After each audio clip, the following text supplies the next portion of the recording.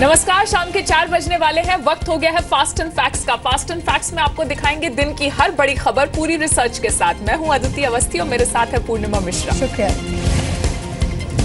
उत्तराखंड विधानसभा में 10 मई को बहुमत परीक्षण होगा। नतीजे का ऐलान अदालत करेगी। 2 घंटे के लिए उत्तराखंड से राष्ट्रपति शासन हटाकर हरीश रावत को बहुमत साबित करने का मौका मिलेगा। शक्ति परीक्षण में कांग्रेस के 9 बागी विधायक शामिल नहीं होंगे। विधानसभा की पूरी कार्यवाही की वीडियोग्राफी भी होगी। सुप्रीम कोर्ट ने बहुमत परीक्षण का आदेश केंद्र के तैयार होने के बाद दिया। 4 मई को सुप्रीम कोर्ट ने बहुमत परीक्षण के लिए केंद्र की राय पूछी थी।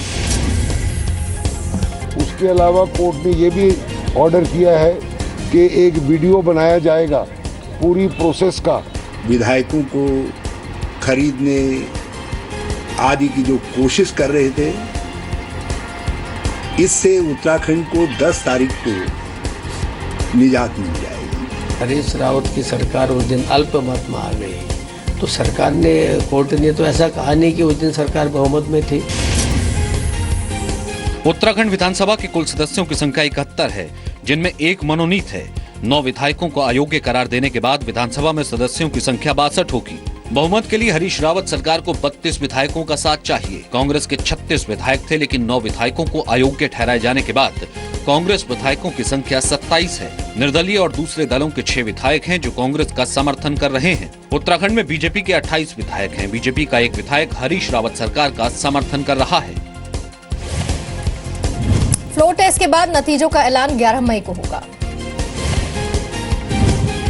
मोदी सरकार के खिलाफ कांग्रेस ने आज दिल्ली के जंतर मंतर से संसद तक लोकतंत्र बचाओ मार्च निकाला, लेकिन पोस्टर में सोनिया राहुल के साथ रॉबर्ट वाड्रा की तस्वीर पर सवाल उठ रहे हैं। धारा 144 के बावजूद मार्च निकालने की वजह से कांग्रेस अध्यक्ष सोनिया गांधी और उपाध्यक्ष राहुल गांधी समेत कांग्रेस के बड़े नेताओं ने संसद मार्ग थाने जाकर गिरफ्तारी दी। कुछ देर बाद उन्हें रिहा कर दिया गया। थाने के बाहर कांग्रेस के नेताओं ने नारेबाजी की। गिरफ्तारी से पहले सोनिया गांधी ने केंद्र सरकार को चुनौती दी कि लोकतंत्र को नष्ट करने की चाहे जितनी भी कोशिश आप कर लें, आपके ये खतरनाक इरादे पूरे नहीं होने देंगे। और जब जब जरूरत पड़ेगी हम किसी भी तरह की कुर्बानी देने से पीछे हटने वाले नहीं हैं। बीजेपी ने कांग्रेस के मार्च को परिवार बचाओ मार्च का नाम दिया है। पहले तो ये निर्णय करना होगा कि ये लोकतंत्र बचाओ मार्च है या परिवार बचाओ मार्च है। कांग्रेस ने मार्च का आयोजन उत्तराखंड और अरुणाचल प्रदेश में अपनी सरकार को हटाए जाने के विरोध में किया। कांग्रेस ने ऑगस्टा वेस्टलैंड के मुद्दे पर सरकार को घेरने के लिए भी मार्च किया। महंगाई, सूखे की समस्या और पंचायत कानून में बदलाव को भी कांग्रेस ने अपने मार्च में उठाया। पिछले साल भी जमीन अधिग्रहण बिल के विरोध में सोनिया गांधी के नेतृत्व में 10 राजनीतिक दलों ने राष्ट्रपति भवन तक मार्च निकाला था। कांग्रेस के कथित भ्रष्टाचार के विरोध में आज एनडीए के सांसदों ने भी प्रदर्शन किया। संसद परिसर में गांधी जी की प्रतिमा के सामने एनडीए के सांसद धरने पर बैठे हैं। कांग्रेस की सद्बुद्धि के लिए दुआएं मांग रहे हैं।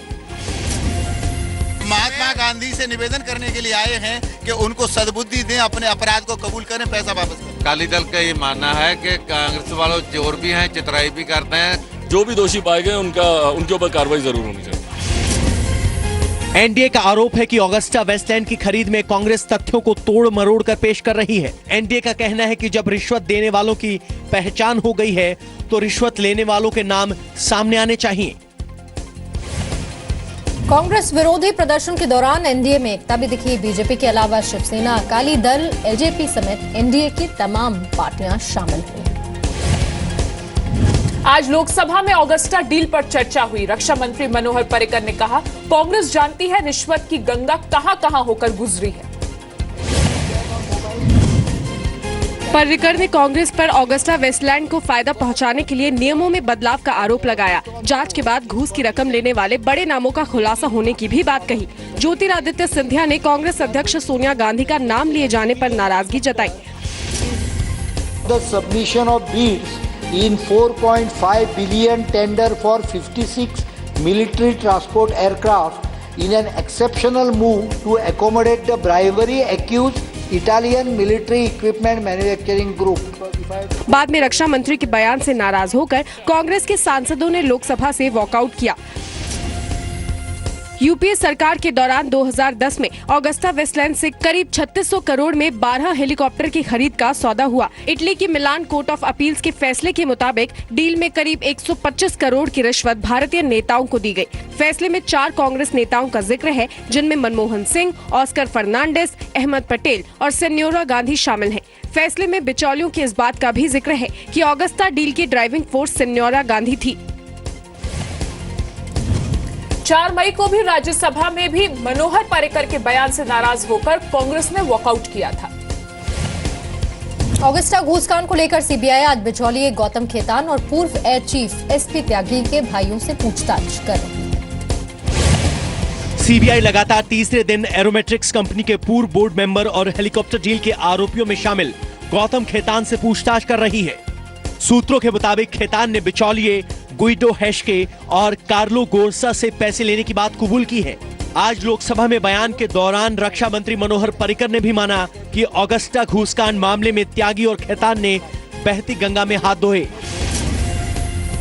बहती गंगा में हाथ धोने वालों के पीछे अभी इंक्वायरी चल रही है। सीबीआई ने घूसकांड को लेकर एसपी त्यागी के भाइयों संदीप, संजीव और राजीव के भी बयान दर्ज किए हैं। एसपी त्यागी पर आरोप है कि उन्होंने वीवीआईपी हेलीकॉप्टर के लिए उड़ने की ऊंचाई 6000 मीटर से घटाकर 4500 मीटर कर दी। ऊंचाई नहीं घटाई जाती तो ऑगस्टा वेस्टलैंड वीवीआईपी हेलीकॉप्टर के सौदे में शामिल नहीं हो पाती। सीबीआई ने एसपी त्यागी समेत 13 आरोपियों के खिलाफ ऑगस्टा वेस्टलैंड सौदे पर एफआईआर दर्ज की थी। सुप्रीम कोर्ट ने ऑगस्टा घूसकांड में मिलान कोर्ट के फैसले में शामिल नामों के खिलाफ एफआईआर दर्ज करने को लेकर केंद्र और सीबीआई को नोटिस जारी कर 4 हफ्तों में जवाब मांगा है।